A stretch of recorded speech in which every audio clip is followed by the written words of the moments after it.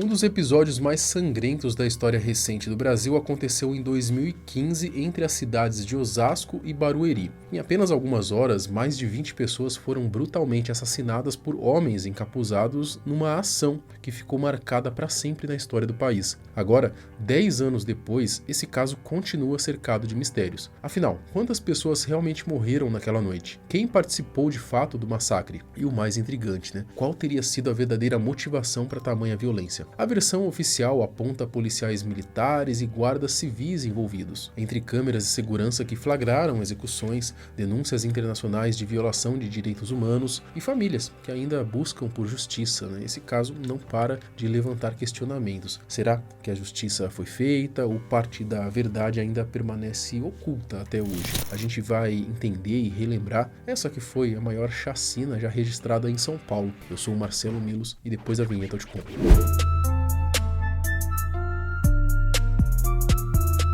A chacina que aconteceu em Osasco e Barueri ainda é lembrada como uma das maiores tragédias da história recente do Brasil. O massacre ele foi tão impactante que começou num ponto e terminou em outro, né, deixando um rastro de horror aí difícil de esquecer. Esse ano, inclusive, marcou uma década desde aquela noite sangrenta, né, e mesmo com toda a repercussão nacional e o fato de ser considerada a maior chacina já registrada em São Paulo, ainda existem detalhes que permanecem nebulosos. Dependendo do site ou da reportagem, as informações mudam, seja na contagem de vítimas, nas datas ou em outros pontos importantes. Por isso, eu tentei aqui reunir o que há de mais consistente, né, e contar essa história da forma mais fiel possível. Então, a gente vai relembrar juntos aí esse banho de sangue que parou o país. A chamada Chacina de Osasco e Barueri aconteceu em agosto de 2015. Antes do massacre principal, houve o que ficou conhecido como uma espécie de pré-chacina, registrada no dia 8 daquele mês. Já o episódio mais brutal, né, ocorreu poucos dias depois, no dia 13 de agosto, quando a matança tomou ali proporções assustadoras. Em pouquíssimo tempo, um grupo de homens encapuzados executou mais de 20 pessoas em diferentes locais espalhados pelas duas cidades. Carro em alta velocidade, de cor escura, e parou bem aqui. Os homens já desceram atirando. As duas vítimas, elas não tiveram nem tempo de reagir. Os ataques foram do tipo que não havia como escapar, né? A maioria das vítimas eram homens, alguns já tinham passagens por crimes, mas outros eram totalmente aleatórios. Segundo testemunhas, o grupo perguntou no local quem tinha passagem pela polícia. O homem de camisa listrada e o homem de vermelho são separados dos demais. Depois, são assassinados. Bom, o filho da senhora teve passagem pela polícia, era usuário? Não, nunca vi ele fumando não. Ele fumava cigarro comum.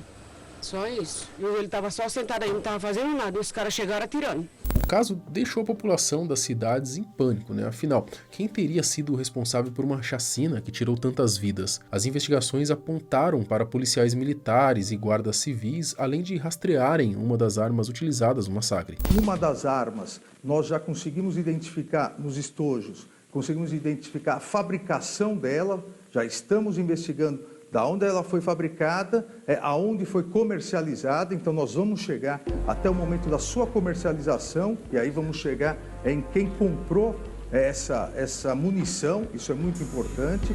Algumas pessoas chegaram a ser investigadas, mas não foram responsabilizadas, já que não existiam provas concretas de participação. No fim, parecia que aquele grupo simplesmente decidiu executar pessoas aleatórias da região. Mas por quê? Qual teria sido a real motivação por trás dessa matança? Colocaram faixa, né, da necessidade de dar rosto para dizer que os filhos dela não é simplesmente um número naquele papel.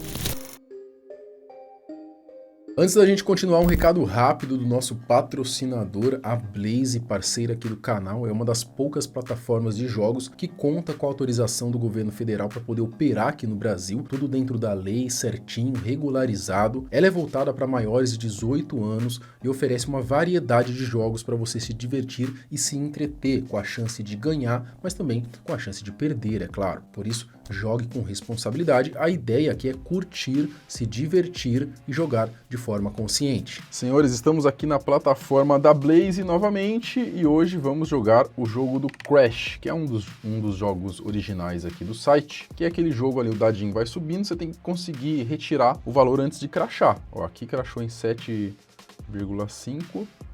Eu vou começar já no próximo, tá? Vamos ver.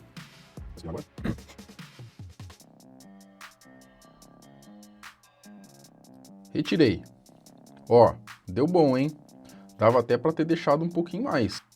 Nossa, crashou em 34. Caramba. Aí tá bom, né? Vamos mais uma? Vamos mais uma.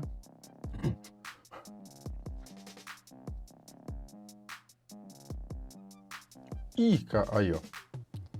Caramba, agora eu demorei. Achei que ia lá pros 30 de novo e não deu certo. Mas tá bom, né? Apesar da segunda a gente ter perdido, ainda deu bom. Top, né, galera? Para se cadastrar na plataforma, basta clicar no link que vai estar aqui na descrição do vídeo, fechou? Clique e venha conhecer. Foi nesse ponto que surgiu uma das explicações talvez mais convincentes ou mais fortes, né? A chacina teria sido motivada por vingança. Dias antes, um policial militar havia sido morto em Osasco e um guarda civil em Barueri. Revoltados, colegas desses agentes teriam então planejado ataques de represália contra pessoas escolhidas aleatoriamente, o que explicaria então tanto esse teste, né, que fizeram no dia 8, quanto a brutalidade da noite do dia 13. Bom, vamos então para a chamada pré-chacina, né, que aconteceu no dia 8 de agosto de 2015. Naquela noite, homens armados mataram 6 pessoas em Carapicuíba, Itapevi e Osasco. A Polícia Civil e o Ministério Público, porém, né, não conseguiram identificar os responsáveis por 5 dessas mortes. Já no caso ocorrido em Carapicuíba, o único acusado foi aí o Cristilder. Ele acabou sendo julgado e absolvido pela justiça em 2020. Já na chacina do dia 13, 3 policiais militares e um guarda civil foram acusados de executar 17 pessoas e ferir outras 7 em apenas 2 horas, em ataques que aconteceram nas 2 cidades da Grande São Paulo. Só aqui começa então uma divergência. Algumas notícias dizem que foram 19 mortos, 15 em Osasco e 4 em Barueri, enquanto outras apontam ali 18 vítimas e por aí vai. O fato é que muita gente perdeu a vida naquela noite.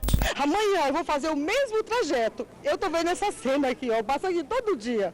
Os locais atacados são próximos entre si, estão dentro de um raio de 15 quilômetros e localizados perto de um ponto de venda de drogas na cidade. Pelo menos um menor de idade foi morto e 2 mulheres atingidas. Não há informações sobre o estado de saúde dos feridos, que foram encaminhados para os hospitais da região. As autoridades acabaram ligando os assassinatos do dia 8 aos do dia 13, né, entendendo que aquele primeiro episódio teria sido uma espécie de teste. Né, uma das semelhanças era clara, né, as execuções foram realizadas da mesma maneira nas 2 situações. E bem em frente a este bar, aconteceu mais um crime. Um homem foi morto com dezenas de tiros e, segundo testemunhas, mesmo modo operandi de outros crimes que aconteceram na noite de São Paulo. Além disso, comentava-se que os criminosos usaram armas do próprio trabalho e conhecimentos adquiridos na profissão para poder executar então um massacre.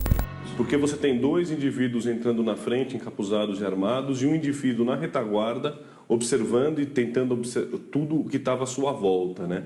Isso é mais típico de quem possui um certo treinamento ou tem uma habilidade para abordagem e para fazer esse tipo de incursão. Também se falava de cerca de 10 pessoas, né, que teriam participado dessa chacina. A polícia já sabe que 3 grupos agiram na maior chacina do ano no estado de São Paulo. As armas usadas nas 18 mortes foram identificadas. A polícia já sabe também que 10 pessoas estão envolvidas nos ataques. Foi de fato uma verdadeira força-tarefa da morte. Naquela noite, né, um carro ele foi visto repetidas vezes nos locais onde os crimes aconteceram, né, tornando então uma pista valiosa para poder identificar os envolvidos. Carros cor prata que teriam sido usados nos crimes. Um deles aparece no canto da imagem na chacina do bar e, segundo a polícia, teria sido visto pelo menos outras 8 vezes em locais onde as mortes foram registradas. Mesmo negando qualquer envolvimento e alegando inocência, alguns se tornaram réus, né, e acabaram presos ali por 17 dessas mortes. No fim, todos foram condenados. O guarda civil Sérgio Manhanhã e os policiais militares Vitor Cristilder, Thiago Henklin e Fabrício Eleutério foram a júri popular em 2017 e acabaram condenados. Em setembro de 2017, o PM da rota Fabrício Eleutério ele foi condenado a 255 anos, 7 meses e 10 dias de prisão. O mais chocante é que, quando o massacre aconteceu, ele já respondia a pelo menos 3 processos por homicídio. Mesmo assim, né, ele continuava atuando ali como agente da segurança pública. O policial militar Thiago Henklein, ele foi condenado a 247 anos, 7 meses e 10 dias de prisão. Tanto ele quanto o Fabrício Eleutério, né, eles foram acusados de matar 17 pessoas e ferir outras 7 no dia 13 de agosto de 2015 em Osasco e Barueri. Já o guarda civil, né, o Sérgio Manhanhan,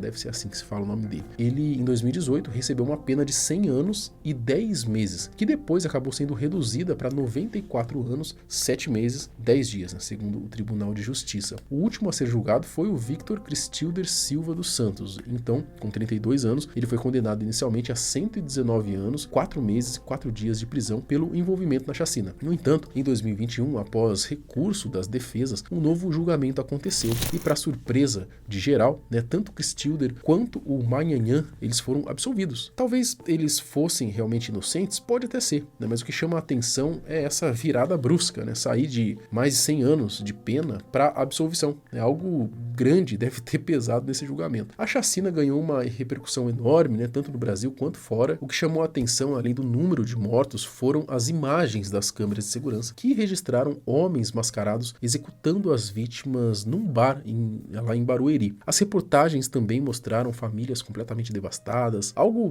mais do que compreensível, né, diante daquela tamanha tragédia. Basta descarregar uma bala na cabeça de alguém, mas não pensa na dor da família.